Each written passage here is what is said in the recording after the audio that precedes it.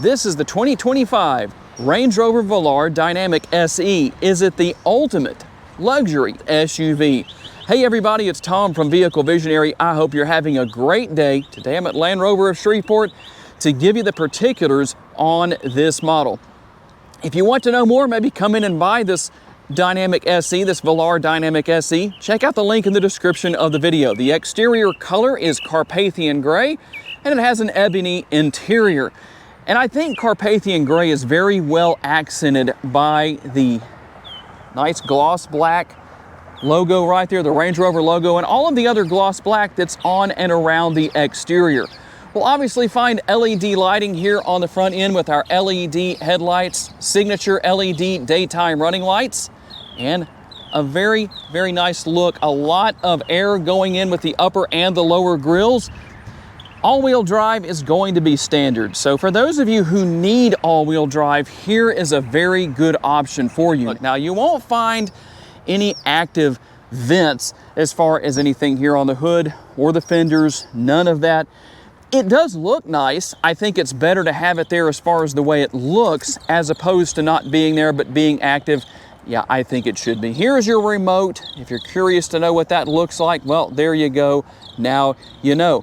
And one thing about the remote, when you lock the vehicle, a couple of things are going to happen. Number one, your power folding side view mirrors are going to fold. You can see you have the turn signal indicators built in. They're power adjustable and they're also heated. You also have your blind spot indicator there as well. And your flush mounted door handles. Take a quick look at how that works and how that looks. When you lock the vehicle, obviously those are going to go in place inside the door.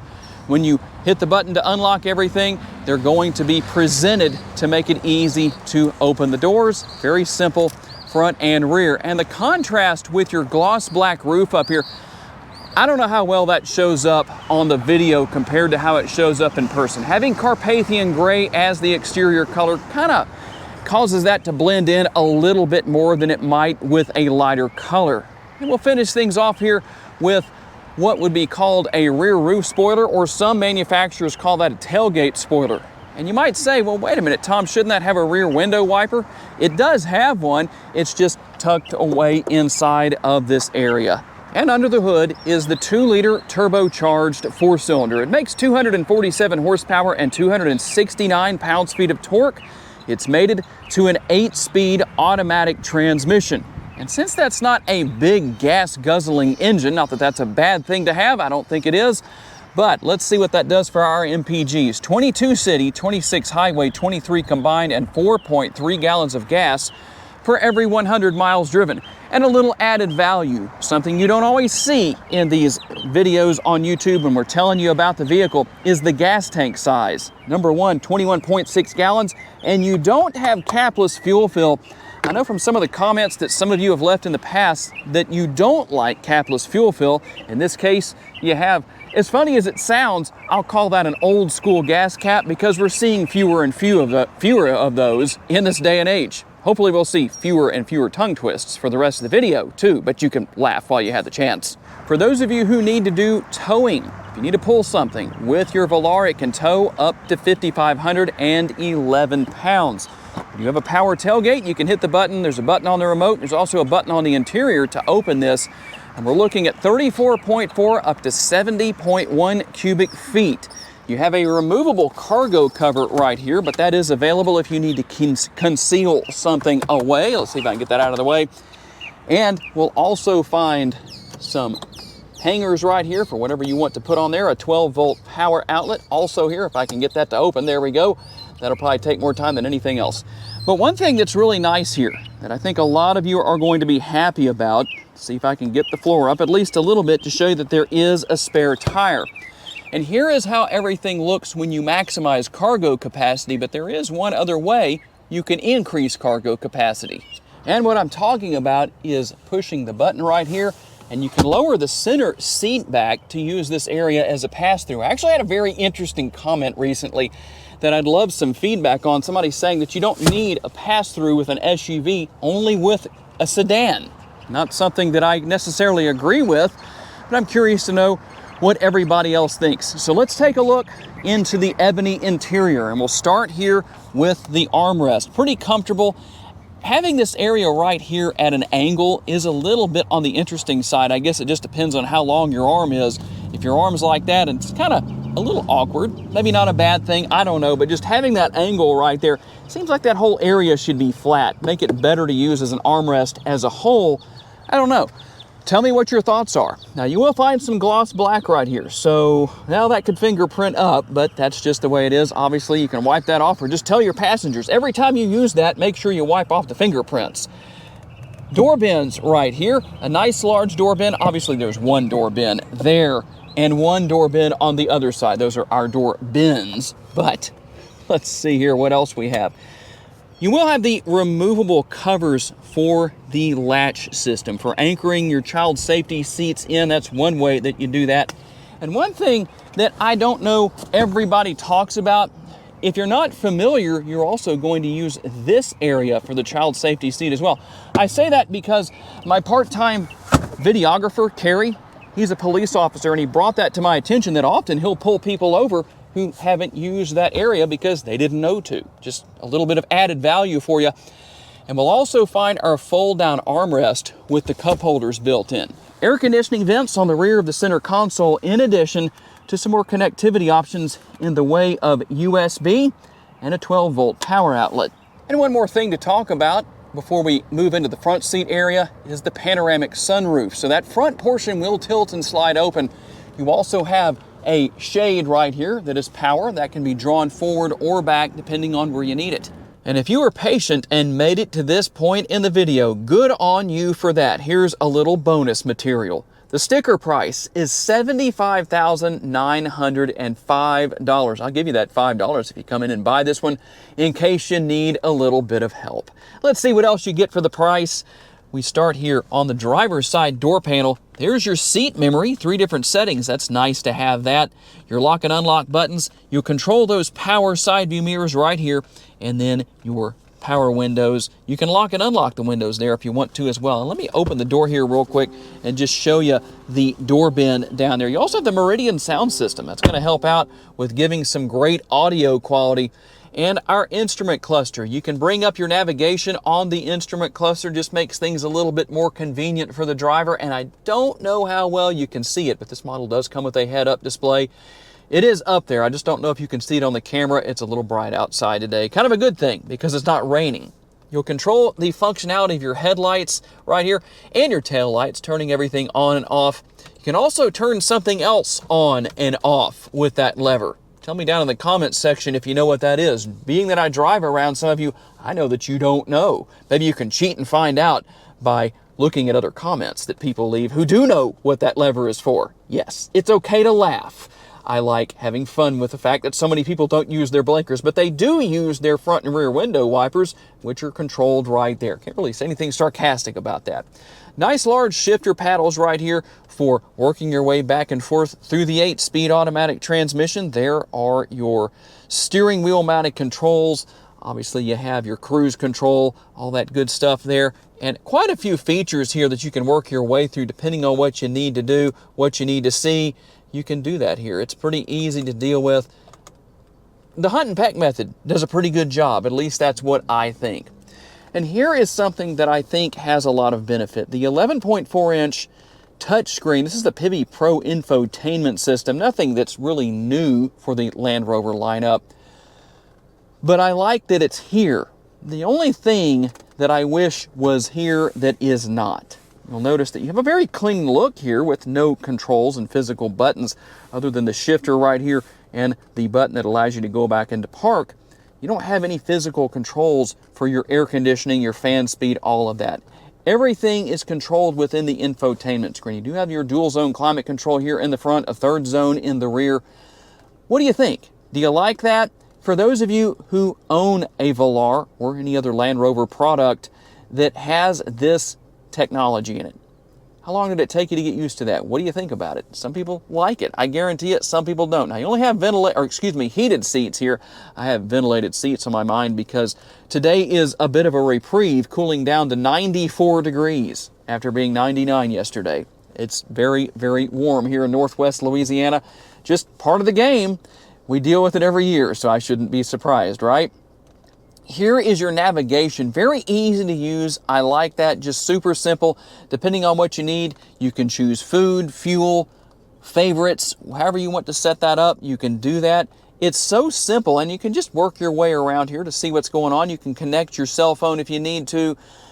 Apple CarPlay and Android Auto are here. It is done wirelessly. That's nice to know. There's your compass right there in case you need to see what's going on there. And something that is always a favorite feature of mine here with these Land Rovers are the multiple camera views on and around the vehicle. So you can see what all we have as far as the rear view goes. We also have our front view, and all I'm doing is making the selections as you see right there. Pretty easy to deal with.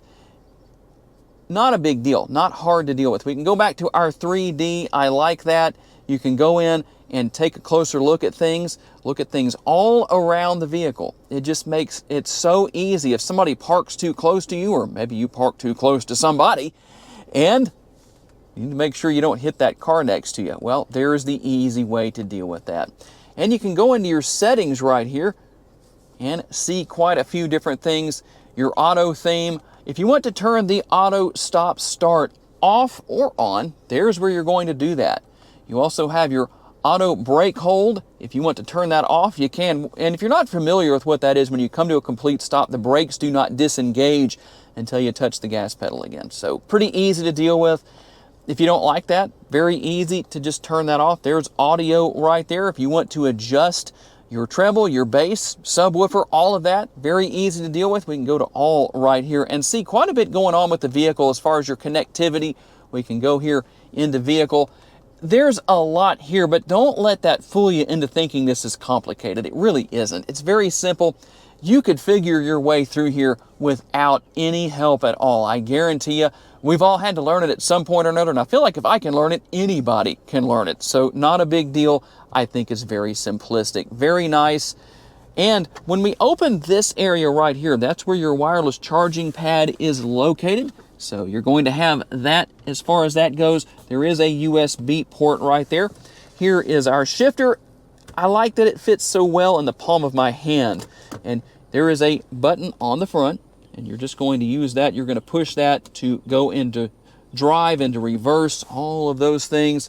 There's your button for park, as I mentioned earlier in the video.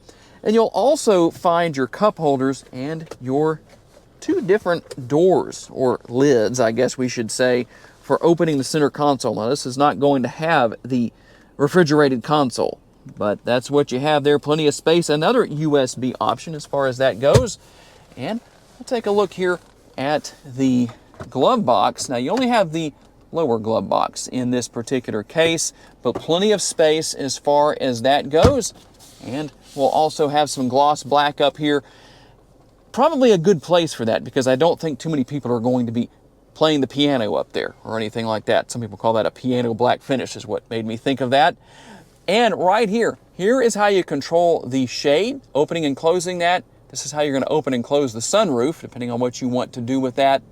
And you can see the other features up here as far as what's going on with the upper console. Now, one thing that is interesting here, in my personal opinion, is the fact that you have an auto-dimming driver's side mirror, but you don't have an auto-dimming passenger side mirror. Not sure why that is, but it just seems that it should be in both places. Both seats are power adjustable, by the way. I didn't mention that earlier in the video.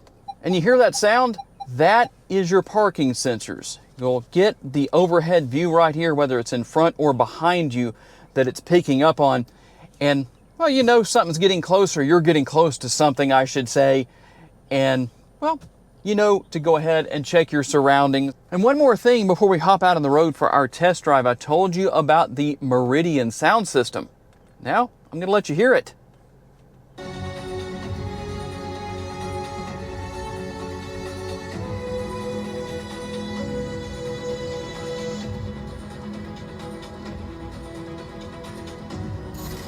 And hopefully that's not too long. And again, I'll have to adjust the volume here in the infotainment screen. I hope my microphone did a good job of picking that up for you. And as we get out on the road for our test drive, a couple of important points I didn't mention earlier in the video. There's a lot to cover here. Number one, over here on the right-hand side of the steering column is going to be the control for adjusting your power adjustable tilt and telescopically adjustable steering wheel. And something that I find interesting, just another thing that sets Land Rover apart from maybe some of the competitors out there, a lot of vehicles have what you would call hill start assist. With Land Rover, it's called hill launch assist. I guess it's just supposed to sound more powerful, more like you're in a spaceship or something. You also have hill descent control. You have low traction launch, and low traction launch is going to help you out in obviously low traction situations such as snow and ice. So there are a lot of advantages where that kind of thing is concerned. Quite a few nice features here. A very comfortable ride quality. The seats themselves seem to be comfortable, at least based on my time here in the Velar. It is a little bit limited because I'm only in here for just a few minutes. Don't get to do a multi-hour test drive or anything like that. Who knows, maybe one day we can pull that off. You never know, and I can give you a better idea of what it's like long-term to ride in here, whether you're the driver or the passengers. And one other thing is I reached down and adjust the power adjustable seat a little bit that I also want to make sure I mention, because I know it's a very important feature for a lot of you out there. It should go without saying, especially at the price point of this vehicle, but I'm going to tell you anyway, you do have your lumbar support. That's always good. You can adjust that on the side of the seat right here where all of the other controls are for adjusting the seat. Easy to see out of. You don't have the clear sight rear view mirror here in this particular case, but you know what? I still have an easy time seeing out of the rear window. So not a big deal. The windows are nice and large. The rear window is not small or at such a steep angle that it's hard to see out of. So that's always a good thing. And what about the overall driving experience? Let's listen first. I don't know if you could even hear that. I'll drive over the railroad tracks right there for two different reasons. We can hear what it sounds like if it brings a lot of noise into the interior, which it did not. And also, it gives a good idea on ride quality, which is good, at least by my estimation. You really need to drive these vehicles for yourself so you can draw your own conclusions. I drive a full-size, or I should say not even a full-size, a GMC 2500, so a little more than full-size, HD pickup truck. The ride quality is not the smoothest around, it's not terrible, but when I hop into something like this Velar, I'm going to automatically say, oh, that ride's better. It's just based on what I'm used to driving during the day, my regular daily driver. So try it out for yourself before you make a decision, but I do like how easy it is to see out of. And obviously, you have your blind spot monitoring built into your side view mirrors. That's going to help out a lot. All of the controls here, as far as getting into the infotainment screen, easy to deal with, but you know, obviously you don't have a lot where you can memorize things, and I guess somebody could probably do it where they remember where things are to the point that they don't even have to look at the screen. Can you do that? It's almost like having the physical controls down here. You get used to where everything is. You don't have to look down to see what you're adjusting. That is the one thing I really wish was not here. That's my opinion. Now, somebody might say, you know, Tom, I really love that setup with no physical controls. Everything's in the infotainment screen. I'm good with that. I give it a thumbs up. Personally, I like having those controls and switches and everything where we can adjust the air conditioning and whatever else needs to be adjusted via those controls. Just functionality that I guess I'm used to. Some people might look at this and say, hey, that's great, I'll take it. So tell me what you think about the 2025 Range Rover Velar Dynamic SE. I'm curious to know what your thoughts are. I do want to say a special thanks to my friends here at Land Rover of Shreveport for loaning me this Velar for the day, and a special thanks to each and every one of you for being kind enough to give me the opportunity to give you a vision for your next vehicle. If you enjoyed this video, please be sure to hit the like button. That helps me out a lot. Make sure to subscribe so you don't miss any future videos. And if you would like to learn about additional vehicles you may wish to consider purchasing, check out the video that's on the screen right now, and I'll see you there.